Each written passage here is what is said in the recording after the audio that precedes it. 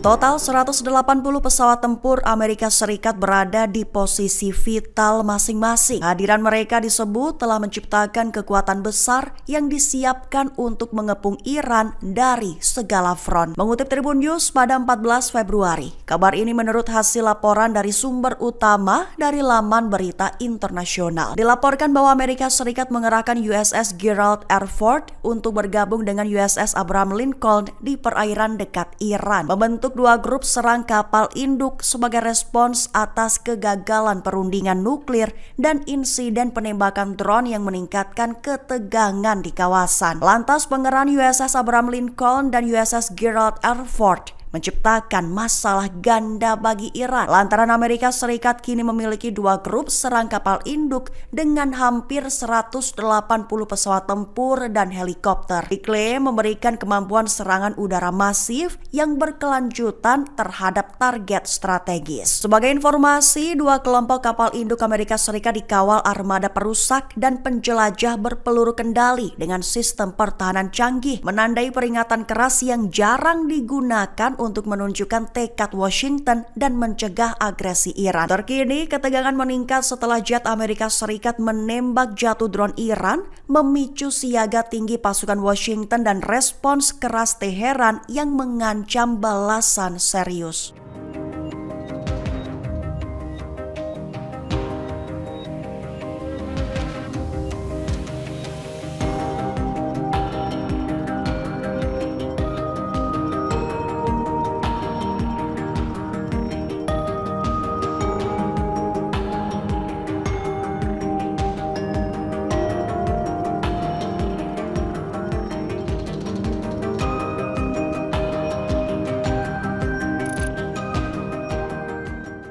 Download Tribun X sekarang, menghadirkan lokal menjadi Indonesia.